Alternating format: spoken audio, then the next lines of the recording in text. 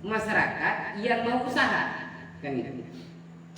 Maka kesejahteraan itu seharusnya digunakan, gitu, dipakai oleh kita karena itu yang diberikan oleh negara, sama hanya dengan orang yang kemudian tidak memiliki kemampuan untuk berusaha. Maka negara memberikan bantuan yaitu berupa UMKM, PKH dan lain-lain, non PKH dan lain-lain. Nah, ini hak yang dimiliki oleh rakyat, yang seharusnya dimiliki oleh rakyat, yang diberikan rakyat dan harus dimiliki oleh rakyat. Nah, inilah yang saya sebutkan bahwa sosiodemokrasi ini, demokrasi ekonomi ini, haknya itu bukan berarti antara tukang beca itu harus sama penghasilannya dengan petani. Bukan berarti harus sama penghasilannya dengan buruh, atau buruh harus sama penghasilannya dengan pemilik modal atau pengusaha. Tidak bisa, tapi menurut hasil kerjanya dan apa yang mereka kerjakan. Itu yang disebut demokrasi ekonomi. Kemudian Marxisme yang sosionasionalisme dan sosiodemokrasi ini berkembang. Jadi asas Marxisme kemudian berkembang karena ada pidato Pancasila 1 Juni 1945 itu. Katanya Soekarno, kalau saudara-saudara sekalian masih belum paham apa itu Pancasila, yang 5 sila itu, maka saya akan peras menjadi Trisila. Apa Trisila? Bunyinya, pertama sosionasionalisme, yang kedua sosiodemokrasi, yang ketiga itu adalah ketuhanan yang Maha Esa, yang ramai kemarin tentang undang-undang HIP ya. Itu yang disebut Trisila. Jadi berkembang kemudian ada konsep ketuhanan yang Maha Esa, jadi sosionasionalisme, sosiodemokrasi dan ketuhanan yang Maha Esa. Ketuhanan yang Maha Esa ini disebutkan bahwa setiap bangsa Indonesia wajib berketuhanan, wajib percaya terhadap Tuhan. Jadi kalau ada bangsa Indonesia ini tidak bertuhan, maka itu perlu dipertanyakan sebagai bangsa Indonesia. Nah, ini konsep asas Marxisme. Asas yang ketiga itu adalah ketuhanan yang Maha Esa. Lalu kemudian apa sih yang disebut Marxisme Marxisme versi Indonesia? Ini nyampe Marxisme Marxisme versi Indonesia. Saya takut nanti kalian salah paham ngomong tentang Marxisme ini. Marxisme itu tidak sama dengan sosialisme. Marxisme tidak sama dengan Marxisme. Jangan samakan antara Marxisme dengan komunisme. Itu jelas berbeda. Marxisme ini adalah suatu ajaran atau ideologi yang dipatenkan atas mendasarkan pemikirannya pada Karl Marx. Karl Marx ini banyak dipahami oleh kita sebagai tokoh Marxis, tokoh komunis, kan gitu ya. Ada yang mengatakan tokoh ateis, padahal Marx itu bukan ateis. Marx itu bertuhan.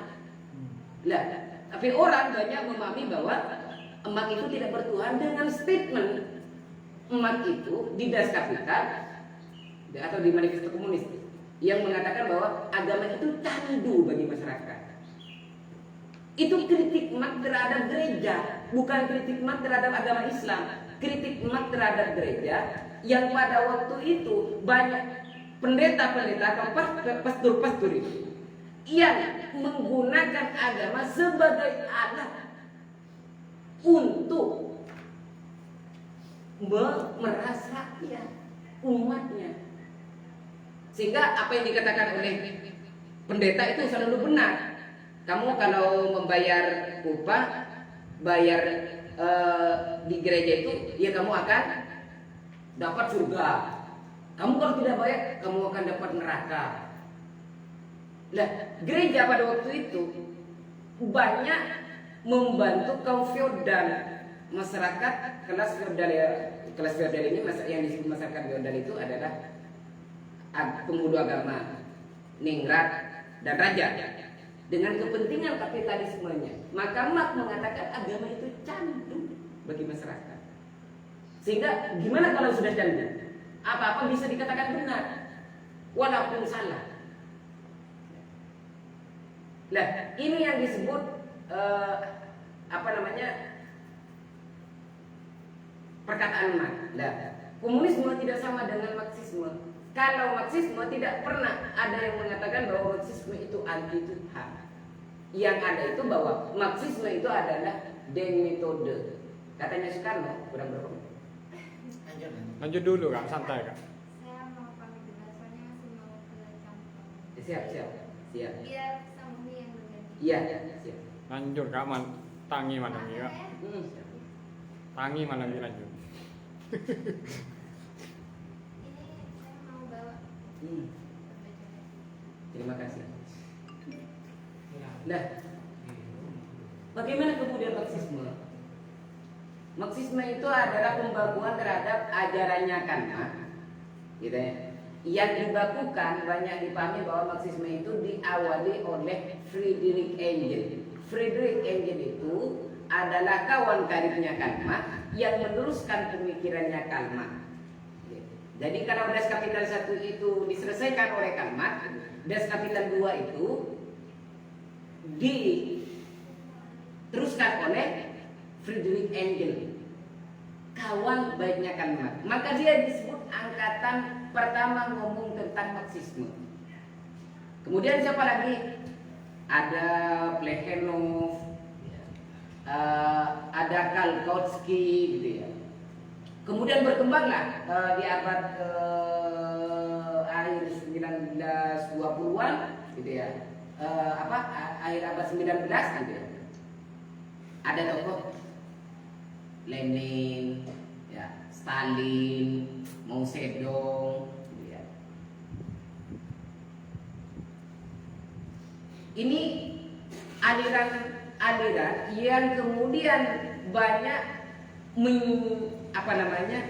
menyandarkan pada pemikirannya Karl Marx. Maka disebutlah Marxisme. Lenin punya ideologi sendiri yang disebut Marxisme-Leninisme. Stalin punya ideologi sendiri yang disebut Marxisme-Stalinisme. Mao Zedong punya aliran sendiri, ya kan, disebut Marxisme-Mao Zedonisme. Disebut Mao Zedonisme. Ya, Lenin ini yang kemudian nanti buat partai yang namanya Partai Komunis. Maka dia disebut tokoh komunis. Ya, kalau Lenin dengan Karl Marx berbeda. Lenin memang jelas di Rusia itu ya teis. Tapi kalau kita lihat bagaimana perkembangan Marxisme di Tiongkok misalnya itu ya, Marxisme di Tiongkok, walaupun Marxisme itu tidak ketika dipimpin oleh Sun Yat-sen, ya kan, sebagai seorang nasionalis, Marxisme di sana itu tidak bisa diatur, ya kan, diadakan dalam negara. Walaupun tidak ada Marxisme pada waktu itu, tapi Sun Yat-sen sebagai seorang nasionalis menerima tentang gagasan Marxisme ini.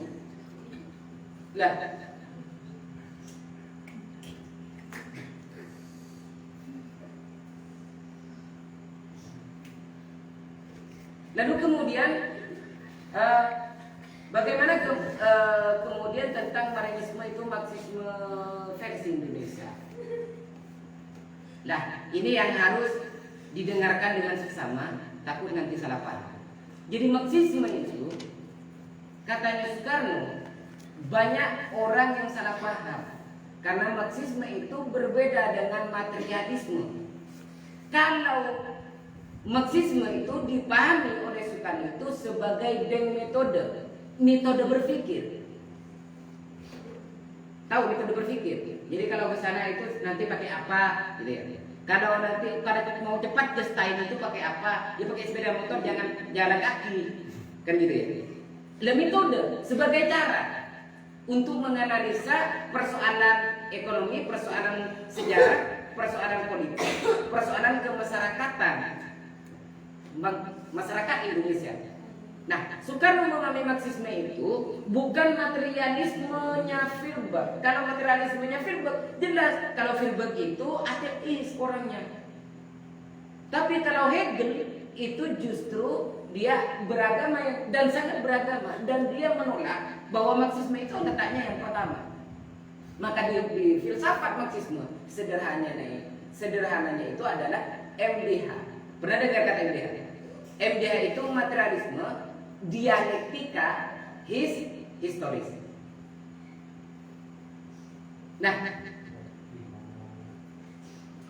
kalau skemanya yang seharusnya dipahami oleh kita, pertama ada Hegel, ada Feuerbach, ada Karl Marx, ada Friedrich Engels, ya kan? Kemudian lahirlah yang namanya MDH ini. Ada yang menyebutkan terpisah. Materialisme dialektik, materialisme historis, materialisme dialektik. Ada yang menggabungkan materialisme dialektika historis. Kalau Tan Malaka menyebutnya Madilog, materialisme dialektika logika. Kan gitu ya. Kalau kita baca punyanya Tan Malaka itu Madilog, materialisme dialektika dan logika. Di Marxisme itu disebut materialisme dialektika historis. Sekarang pahamilah, materialisme ini bukan pada konteks Feuerbach, tapi pada konteks Karl Marx. Karl Marx ini yang mengkritik, yang mencoba merevisi materialismenya Feuerbach dengan idealismenya Hegel. Saya contohkan yang sederhana. Idealisme katanya Hegel, sesuatu terjadi itu karena dilatar belakangi ide dan roh di luar nalar berpikir manusia. Roh itu bisa Tuhan, gitu ya, atau sesuatu yang mistis yang tidak bisa diraba oleh manusia, tidak bisa dilihat oleh manusia, yang tidak bisa digunakan oleh panca indera kita. Itu roh. Gitu. Atau katanya Hegel itu adalah ide. Jadi dunia ini tercipta itu yang pertama itu oleh ide dan roh. Gimana misalnya? Saya mau nanya, yang pakai kacamata itu kawan siapa? Bahas siapa? Yang pakai kacamata? Hah? Farid. Farida. Dipanggil Farid. Farida. Iya Roma. Saya mau nanya. Ide pertama yang melatar belakangi pertama munculnya ke pesawat terbang itu lahir dari apa? Jadi ilmuwan itu punya ide untuk buat pesawat terbang itu muncul dari kapan pertama? Hah? Dari apa? Paradigma. Pemikiran. Pemikiran, paradigma. Farida gimana?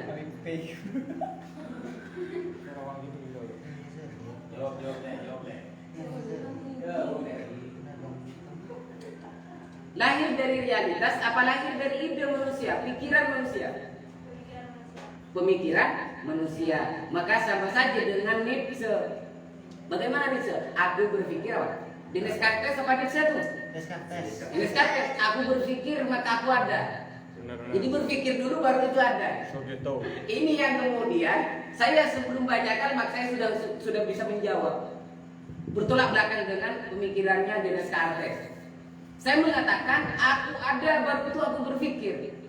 Saya mau nanya, apakah mungkin ketua wilayah FMIS di Pamekasan itu ngundang saya dengan materi bedah buku Marxisme Marxisme versi Indonesia kalau tidak ada buku ini, kalau tidak ada saya? Bisa gak kepikiran? Tidak. Ada saya dulu, ada buku ini dulu. Ini objek namanya. Subjeknya mana? Pikiran. Jadi pikiran menangkap buku sehingga diadakanlah kajian ini. Bukan kajian dulu, ide dulu baru ada kajian. Makan. Lu bagaimana aku berpikir maka aku ada? Masa pikiran dulu? Katanya Karl Marx. Enggak, bukan pikiran dulu. materi dulu yang ada. Sesuatu yang nyata itu yang membuat objek berpikir kita ini, gitu ya, bergerak. Saya ingat ya. Pesawat terbang itu tidak dilahirkan dari ide pertama, tapi dilahirkan karena terinspirasi dengan burung. Loh, kok burung itu bisa terbang ke mana-mana ya? Lah akhirnya nangkaplah pikiran manusia itu, buatlah pesawat. Kalau tidak ada kampus, kira-kira kalian mau kuliah? Maka objek pertama itu adalah kampus. Mungkinkah kalian lulus tanpa melewati perkuliahan? Jadi dengan berpikir untuk lulus, gitu ya, kalau tidak mengikuti perkuliahan dengan baik. Nah makanya filsafat yang harus dipakai, katanya kan gitu ya, adalah filsafat materialisme pertama kali sebelum ide. Hegel itu menolak filsafatnya Hegel yang disebut absolut ide. Nah, ini didapat dari mana?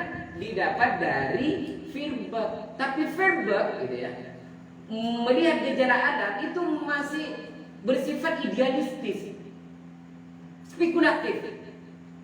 Katanya kan tokoh filsafat sebelumnya itu terlalu spekulatif, berpikir tentang alam semesta. Misalnya ada yang mengatakan bahwa penciptaan alam semesta ini diawali dengan air. Itu perkataannya apa? Perkataannya Thales. Yang Thales berkata, what is the nature, what does it? Substansi dari alam semesta ini apa? Awal asal muasal dari alam semesta ini apa? Maka Thales menjawab, itu air. Katanya Thales. Filsuf setelahnya Anaximander, Xenophon dan lain-lain itu menjawab, enggak, bukan air. Substansi dari alam semesta ini. Terus apa? Udara. Ada yang menjawab lain matahari, ada yang menjawab lain atom, ada yang menjawab lain tanah. Gitu ya. Kalau tidak dengan udara, mungkinkah walaupun ada air kita ini hidup? Katanya para filsuf yang lain, tidak bisa.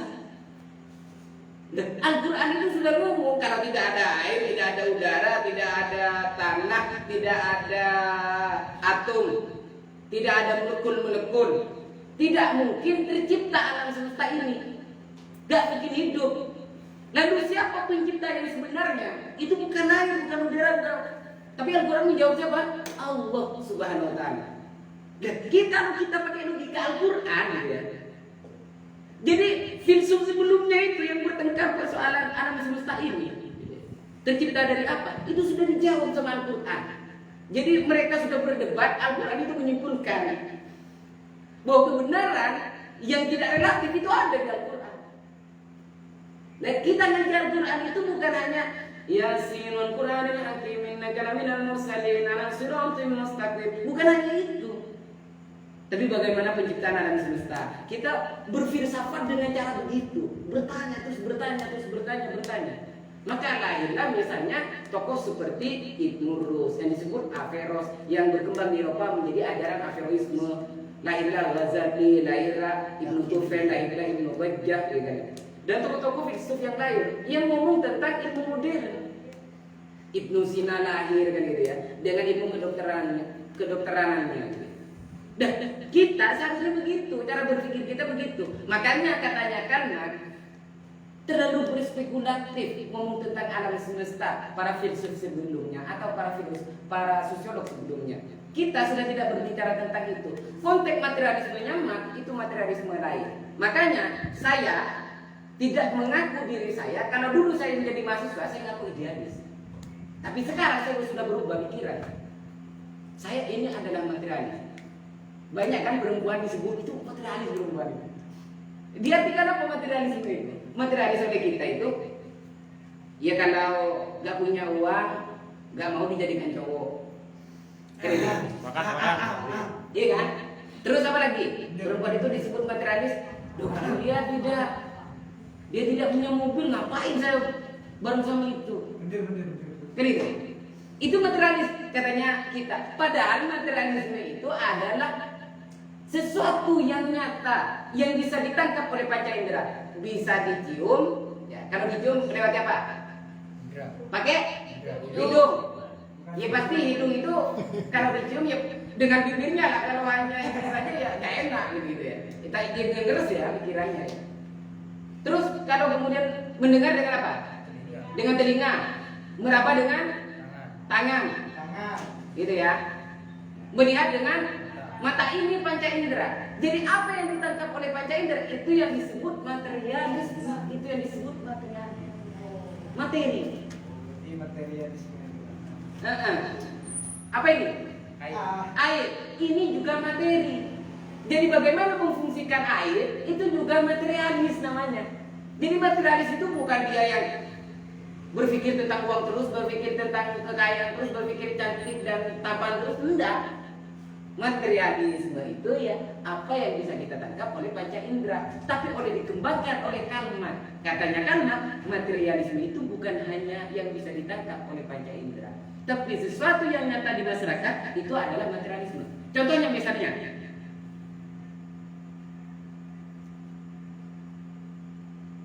ketidakadilan bagi seluruh rakyat Indonesia itu tidak adil. Bagi masyarakat Indonesia nyata apa enggak? Kita ini sejahtera gak kehidupan sehari-hari? Tidak sejahtera. Saya analogikan dengan sederhana. Kalian merasa tertindas gak ketika ada di kelas? Kalian tahu ilmu pengetahuan, kalian banyak dapat ilmu, belajar ilmu, nyampe di kelas kamu dibantahkan dengan satu statement dosenmu. Kamu merasa adil gak ketika begitu? Tidak. Ketidakadilan itu sangat banyak. Maka ketidakadilan itu adalah materialis juga, sesuatu yang nyata. Apalagi yang nyata? Diskusi ini kan nyata, marxisme ini kan nyata, marxisme ini nyata. Kalau tidak nyata gak mungkin didiskusikan. Maka kita mendiskusi sesuatu itu karena ada yang nyata kita diskusikan. Kenapa kok cewek cantik itu nyata? Materialisme. Karena kalau tidak ada cewek gak mungkin kita mau berdiskusi tentang kita ini mau jomblo atau enggak. Kan itu. Sehingga untuk mendapatkan cewek itu, untuk mendapatkan cowok itu butuh cara. Maka objek yang pertama itu adalah sesuatu yang nyata yang bisa kita lihat. Jokowi gak ada di sini kan? Tapi Jokowi itu ada. Walaupun kita tidak bisa melihat secara panca indera kita, tapi Jokowi itu ada, itu yang disebut materialisme. Jadi katanya sesuatu yang nyata apapun di masyarakat itu adalah materialisme. Bukan hanya yang bisa kita lihat oleh mata, yang bisa kita rasakan dengan dan lain-lain itu. Itu materialisme. Maka kalimat itu mencoba berpikir tentang ini, tapi banyak orang berpikir tentang kalimat itu adalah ateis. Umat itu adalah komunis dan lain-lain.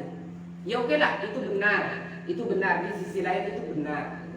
Tapi di sisi lain dengan hanya pakai itu, maka Marxisme, di metode Marxisme itu adalah materialisme dialektika historis. Saya analogikan dengan sederhana dengan konsep Indonesia. 17 Agustus 1945 itu hari apa? Hari kemerdekaan. Kemerdekaan itu diraih dengan proses apa? Perjuangan. Siapa yang berjuang? Para sesepuh. Para pahlawan. Terus siapa lagi yang berjuang? Tokoh masyarakat. Terus siapa lagi yang berjuang? Ulama. Terus siapa lagi yang berjuang?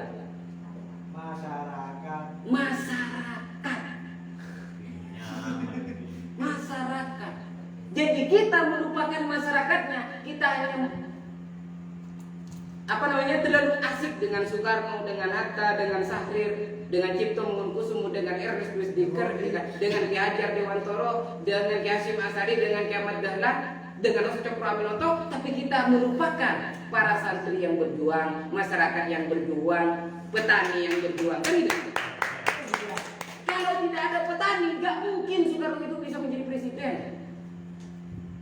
Kalau tanpa masyarakat yang tertindas oleh kolonialisme, penjajah Belanda, Jepang, Inggris, Portugis, ya kan? Kemudian Amerika, Inggris itu, Australia itu terhadap bangsa kita ini, maka tidak mungkin lahir Soekarno, Hatta dan kawan-kawan yang ini. Karena ada penindasan terhadap rakyat, terhadap masyarakat itu, maka mereka berjuang. Maka objek yang pertama itu adalah masyarakat. Ini yang dilihat oleh kawan-kawannya Soekarno dan kawan-kawan yang lain. Dan materialisme pertama itu adalah masyarakat.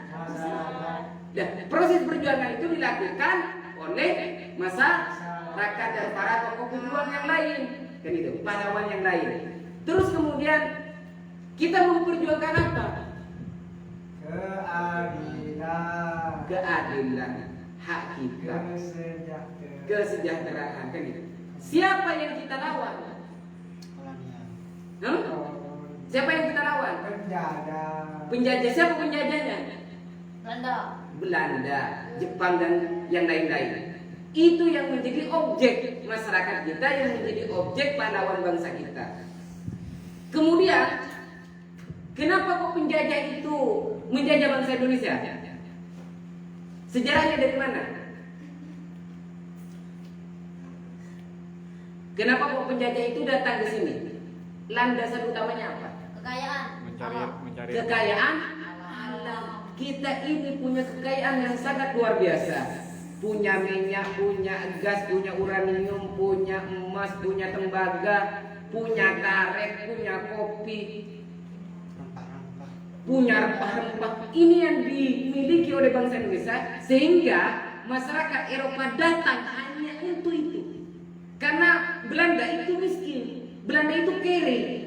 Jangan katakan bahwa Belanda itu kaya.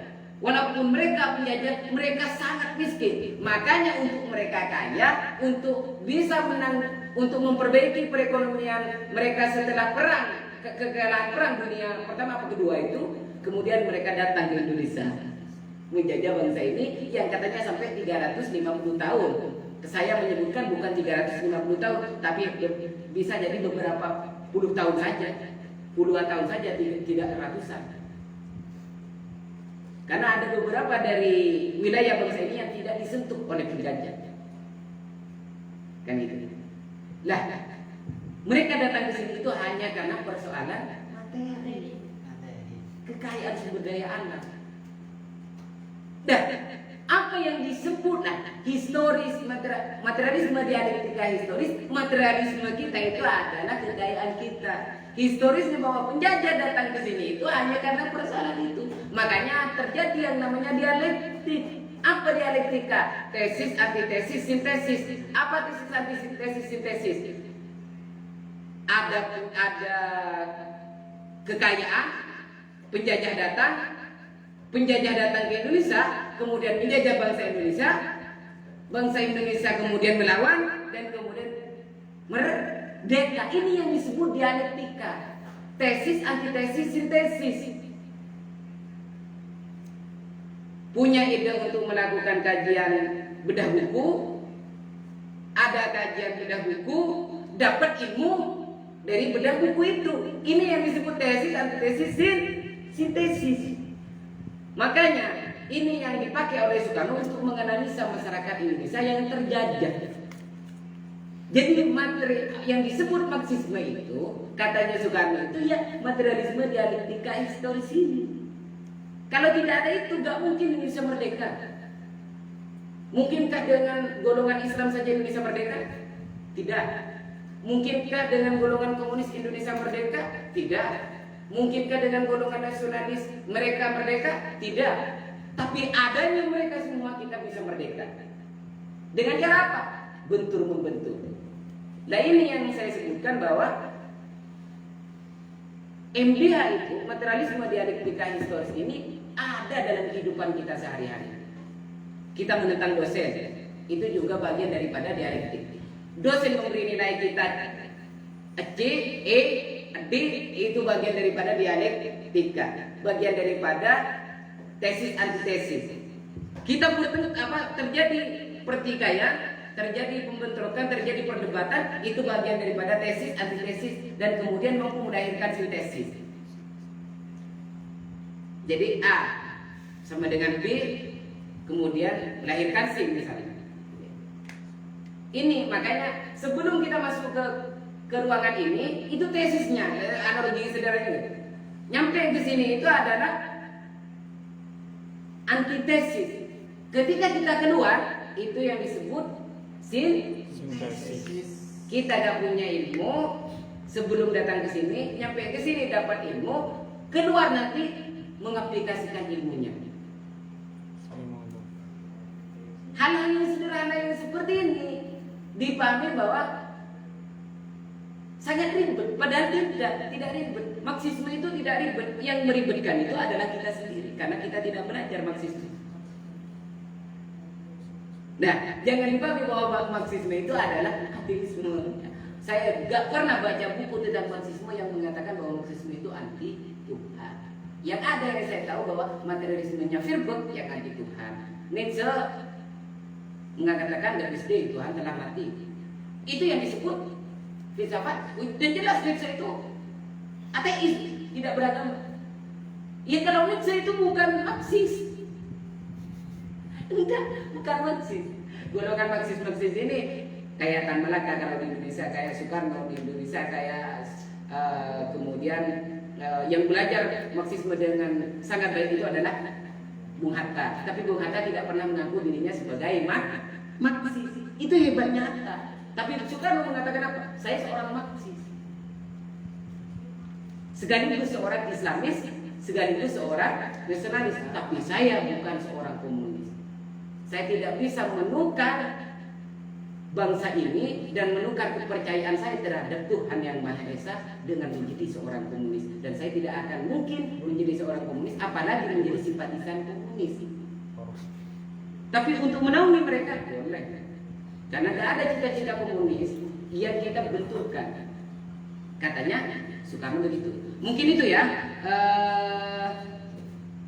Kita selebihnya berdiskusi, karena kalau hanya mendengarkan akan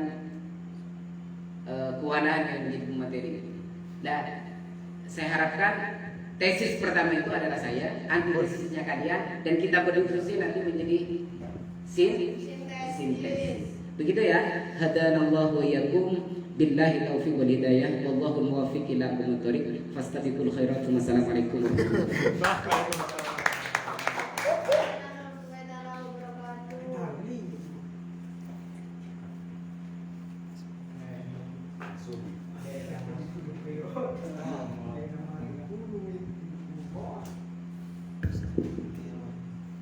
Terima kasih tersampaikan, sangat lugas dan sangat berwawasan mengenai dengan Marxianisme dan Leninisme, Marxisme. Ajar komunis ya. Karena di sini kita sama-sama belajar, memang PR terbesar adalah memahami hal itu. Tidak cukup hanya mendengar. Benar memang kata-kata pemateri barusan, tesis, antitesis, dan sintesis. Mungkin ada pertanyaan dari para teman-teman yang mau dipertanyakan. Toh pada dasarnya pertanyaan mendasar, membaca buku itu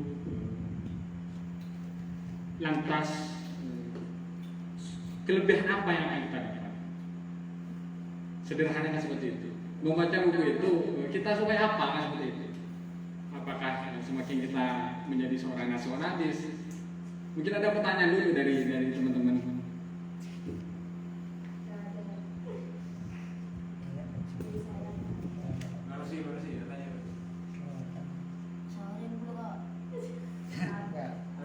Baik, ke depan sebutkan nama dan dari mana delegasi. Yo, ada Fahri.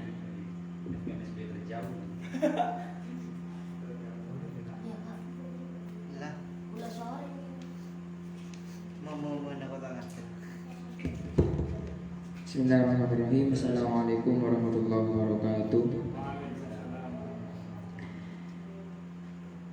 Dari perkataan-perkataan tadi, ini membahas di daerah lingkup Indonesia. Ya enggak? Indonesia, di mana ada Marxisme, Marxisme.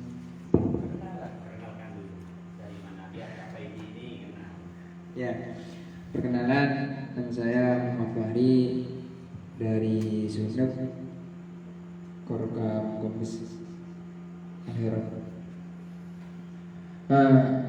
Dalam lingkup Indonesia ada Marxisme, Marxisme, ada kapitalisme, dan juga ada hal lain. Lalu kenapa Soekarno yang identik dengan presiden pertama dan juga proklamator itu menghadirkan kapitalisme? Kenapa tidak setuju dengan kapitalisme dan marxisme, yang mana mereka itu juga ingin memerdekakan Indonesia? Dan sekarang kapitalis identik dengan ekonomi. Dan lagi Indonesia itu kan agak yang sekarang identik dengan demokratis. Dulu sampai ada apakah marxisme atau kapitalisme? Kenapa dikatakan kapitalisme? Karena dulu ada kerajaan negara itu dipegang oleh agama, katanya dipegang oleh agama, sampai timbullah atau kapitalisme atau komunisme itu saya tidak ingat itu gara-garanya. Memang kenapa Soekarno tidak menyetujui itu? Kok tidak setuju marxisme dan kapitalisme? Ya. Terima kasih.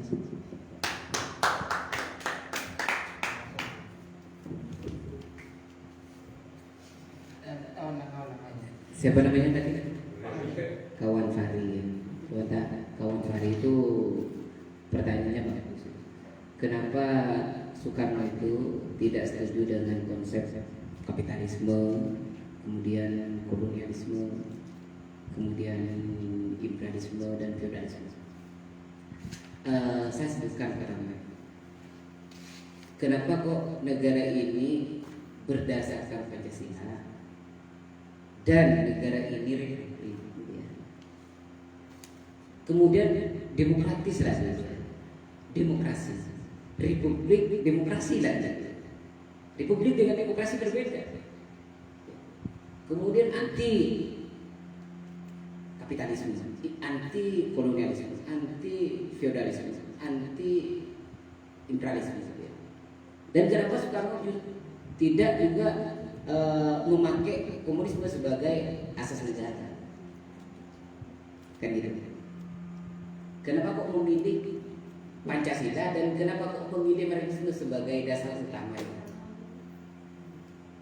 Kita ketahui bahwa rata-rata tokoh bangsa kita ini yang lahir di abad 19 dan di abad 20 itu rata-rata sangat membenci feodalisme, sistem kekerajaan. Dan kita perlu mengetahui bersama-sama bahwa Indonesia ini adalah kritik terhadap sistem kerajaan atas hanya nama Indonesia. Namanya, bukan sistem negaranya. Nama Indonesianya itu sudah mengkritik yang namanya sistem feodal, sistem kerajaan. Sebelum bangsa ini bernama Indonesia, nama kita dulu itu disebut Hindia Belanda. Karena dijajah oleh kolonial Belanda, maka disebut Hindia Belanda. Sebelum kita disebut Hindia Belanda, kita disebut Nusantara atau Nusantoro, yang dipekarsai oleh kerajaan Majapahit pada waktu itu. Sampai kekuasaannya ke Filipina, ke Malaysia, ya. Thailand, bagian daripada Thailand, Singapura dan lain-lain. Itu kekuasaan dari saking hebatnya di masa feodalisme, di masa kekerajaan. Sebelum bernama Nusantara, kita disebut tidak Nusantara. Orang India kuno menyebut kita ini Dwi Pantara, negeri batas, negeri luar. Di dalam kitab Ramayana disebutkan bahwa kita ini dulu dikenal bukan Nusantara, tapi Dwi Pantoro. Ketika Rama ngejar-ngejar Rawana itu pergi ke salah satu pulau yang disebut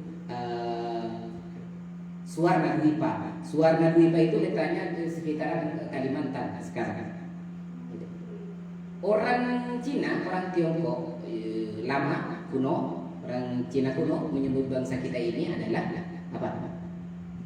Negeri Nanhai, negeri Laut Selatan. Orang Arab menyebut kita dulu ini Jaziratul Jawi.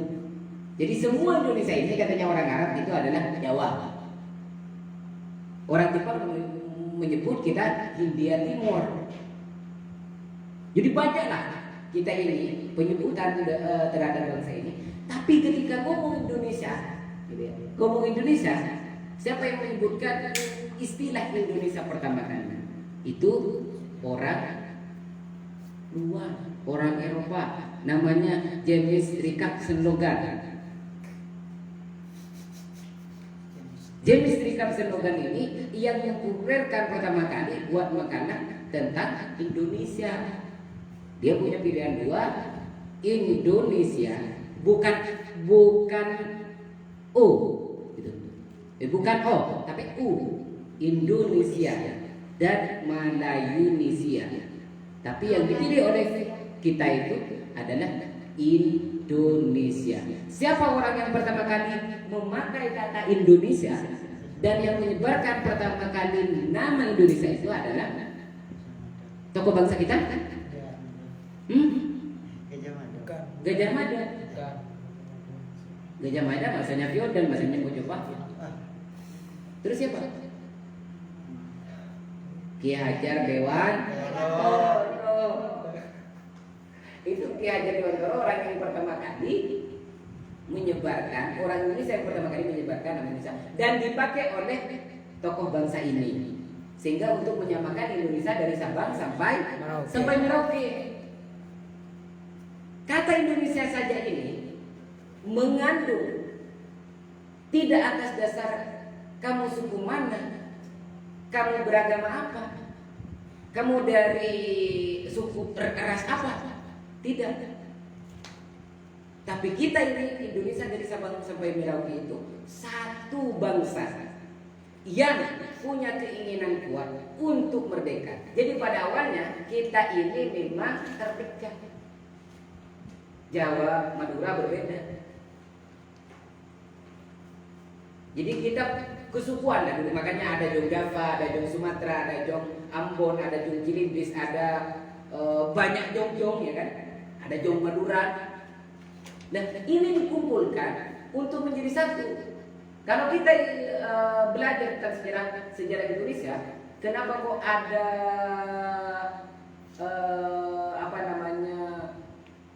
Budi Utomo itu, pergerakan Budi Utomo. Pergerakan Budi Utomo itu diadakan karena orang Jawa dan orang Madura ini selalu bertengkar. Dua suku ini, makanya diadakanlah Budi Utomo. Jadi sejarah awalnya karena dua suku ini. Maka berkembanglah ada BPPKI, gitu ya. Ini supaya kita ini tidak lagi bersekat-sekat satu sama lain. Kamu bukan atas dasar keturunan siapa, dan kamu bukan hanya keturunan petani atau tukang beca, atau kamu keturunan ini dan lain-lain. Tidak begitu. Tapi kita ini sama. Bukti bahwa kita menolak feodalisme itu dengan sistem demokrasi, dengan sistem republik. Sistem demokrasi itu sudah menolak yang namanya kamu ini bukan keturunan aja yang harus menjadi raja. Tidak, tapi dalam proses pemilihan, bukan didahulukan. Kamu mau diangkat untuk menjadi raja, misalnya seperti Hayam Wuruk diangkat jadi raja di umurnya 19 tahun. Itu turun-temurun lah raja namanya. Dan kalau sistem demokrasi itu kenapa mau dipakai? Karena biar tidak mendiskreditkan yang di bawah atau menunjuk yang di atas. Maka ini yang disebut sikap toleran. Nah, dengan misalnya simbol kopiah ini, gitu ya, kopiah hitam. Kopiah hitam ini dipahami oleh kita sebagai kopiahnya santri atau kopiahnya orang Islam. Tidak. Saya orang yang pertama yang menentang. Karena kopiah hitam itu adalah kopiah nasional Indonesia yang melambangkan kita sebagai bangsa Indonesia. Hanya saja karena yang banyak pakai itu adalah orang Islam, maka disebut kopiahnya orang Islam. Padahal ini adalah identitas nasional. Jadi orang yang pakai ini seharusnya dia saling cinta persaudaraan, tidak mencintai perbedaan, tidak pertengkaran. dengan pakai hitam loh. Ini simbol persatuan, tidak lagi kelas yang dipakai, tidak lagi kamu ini keturunan siapa atau kamu kakek nenek moyangmu siapa, keturunan raja atau keturunan kiai, sama saja di mata Tuhan. Yang penting yang membedakan kamu ini beriman apa tidak, kamu belajar apa enggak. Kita dengan Nabi Muhammad kan sama-sama manusia. Tapi kenapa Nabi Muhammad diangkat derajatnya oleh Tuhan? Karena ada perbedaan yang sangat khas dari Nabi Muhammad dengan kita. Kedekatannya itu dengan Allah. Kita, wah bojang gue ini, utus butuh gini. Nah, kalau kita sama seperti orang yang lain, seperti mahasiswa yang lain, kenapa kok kita mengerbitkan ini? Seharusnya kita ini harus sama-sama belajar. Maka konsep ini yang dipakai, konsep demokrasi ini yang dipakai. Kenapa kok kapitalisme tidak dipakai? Karena kapitalisme itu dipahami exploitation, pemerasan, jeripaya kaum melarat, ya kan? Ini masih melaratkan sama si kapitalisme, sama yang kaya. Maka yang disebut sistem meritokrasi, nilai lebih. Buruh seharusnya bekerja 9 jam itu dibayar sesuai dengan tenaganya, maka tidak dibayar dengan sesuai upahnya. Kenapa kok banyak pegawai restoran tidak banyak beli hasil apa yang dia masak sendiri, justru dia keangkringan gitu ya, tidak kuat untuk membeli apa yang dia buat sendiri. Ini yang tidak baik di dalam sistem kapitalisme. Jadi bukan berarti Adam Smith ngomong kapitalisme dia si kapitalis, tidak. Makanya sistem kapitalisme ini ditolak, katanya Soekarno itu. Kenapa kok kapitalisme ini ditolak? Exploitation the Lomparlom and Zunder exploitation the Nisenparnisen. Apa itu? Tidak boleh ada penjajahan manusia atas manusia dan bangsa atas bangsa. Ini yang ditolak. Konsep yang seperti ini dari kapitalisme ini. Ya. Kemudian apa kalau ini? Tidak boleh ada penjajah, ada yang dijajah dan ada penjajah. Maka ketika ada penjajah, maka kita harus tolak. Dulu ada kolonialisme, sekarang tidak ada kolonialisme. Kemudian kita sebut apa sekarang? Neo-kolonialisme, penjajahan dia baru. Kita dijajah dengan HP, kita dijajah dengan kesenangan, kita dijajah dengan banyak media-media sosial. Kalau kita tidak gunakan media sosial itu dengan baik, maka yang dijajah itu adalah dunia sosial. Siapa yang enak dengan diskusi hari ini? Siapa yang enak dengan baca buku hari ini? Tapi siapa yang tidak enak dengan pegang HP hari ini? Siapa yang tidak enak dengan Facebook? Siapa yang tidak enak dengan Instagram? Siapa yang tidak enak dengan WhatsApp? Tapi siapa yang mau baca Al-Quran? Sama seperti orang main game itu. Orang main game kan semangat orang main game. Aku macam, guna Al-Quran pun terlalu lembar, ada itu kok panas. Jadi setan itu memang ada, tapi kita ada di setan dia sekarang. Jadi dia ada salah-salah di setan, ada di setan dia orang. Kamu nyala-nyali setan, tugasnya setan itu memang untuk menggoda manusia. Ketika manusianya itu sudah digoda dan enak, dia menjejak sendiri sudah. Nah, kenapa kapitalisme itu tidak diperbolehkan? Ini kan ada sistem ini, nilai lebih, eksploitasi. Kenapa kolonialisme itu tidak boleh juga? Ya karena tidak boleh ada penjajahan. Maka kenapa kok ada konsep kemerdekaan itu? Ya karena menolak penjajahan. Maka kenapa kok yang dipakai oleh Soekarno itu adalah marxisme sebagai asas perjuangan rakyat. Jadi Marxis itu bukan berarti dia yang GBI, dia yang PDIP atau dia yang GPF gitu ya.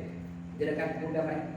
Bukan hanya mereka yang berhak untuk menjadi Marxis. Katanya Soekarno itu Marxis itu yang berjuang bersama rakyat dan berjuang bersama memperjuangkan rakyat dan bersama mereka. Dan dia pakai asas Marxisme. Marxisme itu dijabarkan di Pancasila itu. Jadi kalau nggak ngerti Marxisme maka kamu pahami saja Pancasila, ya kamu tetap jadi Marxis. Jadi Marxis itu bukan milik satu golongan, tapi Marxisme itu adalah milik semua orang. yang mempelajari Marxisme dengan atas dasar Marxisme. Maka disebut Marxis. Jadi apa namanya sahabat Fahri ya, bisa menjadi Marxis ketika kamu berjuang untuk rakyat dan berjuang bersama mereka dengan menggunakan Marxisme sebagai ideologinya, sebagai dasarnya. Sosionasionalisme, sosiodemokrasi, ketuhanan yang Maha Esa. Kamu artikan ketuhanan yang Maha Esa itu sesuai dengan keimananmu. Kalau kamu beriman terhadap Allah, berarti Tuhan yang Maha Esa itu adalah Allah bagi kamu, bukan Yesus,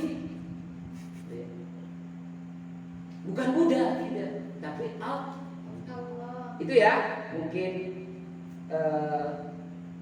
ya selebihnya di luar saja diskusinya, karena diskusi semacam ini sebenarnya tidak bisa dengan cukup 1 jam 2 jam.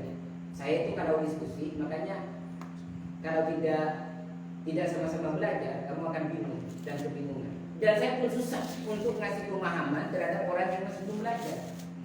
Kenapa? Pasti gak nyambung. Orang yang sama-sama belajar itu yang pasti nyambung. Kenapa kok mahasiswa itu di kelas tidak banyak paham apa yang dipresentasikan oleh dosennya? Karena dosennya itu belajar semalaman, mahasiswanya itu main HP. Makanya ketika masuk kelas tidak paham apa yang disampaikan oleh dosen. Kalau dia belajar sebelumnya, maka dia akan nyambung apa yang disampaikan oleh dosen. Maka A sama plus A plus B maka akan melahirkan. Makanya itu yang paling penting, sama-sama belajar. Kalau tidak sama-sama belajar, bingung jadinya, menyesatkan yang ada. Makanya hal-hal yang begini berat sebenarnya. Saya tidak bisa sampaikan terhadap orang-orang yang tidak belajar terlebih dahulu. Karena ini sesuatu yang berat, makanya yang saya sampaikan kebanyakan 90% terhadap orang yang itu tidak masuk. Untuk itu maka baca, banyak baca. Apakah dengan baca buku ini sebagai pengantar saja, baca buku ini sebagai pengantar saja. Jadi kalau selesai pengantarnya, kamu boleh di bawah bendera revolusi, kamu boleh ke Penyambung Lidah Rakyat, kamu boleh ke Kitab Sarinah, atau kamu boleh ke Manifestek dan lain-lain. Mungkin itu ya, sahabat kawan.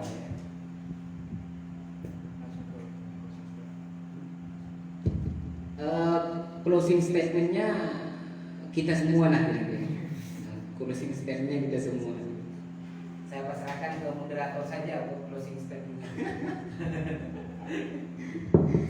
Sungguh menarik apa yang beliau sampaikan.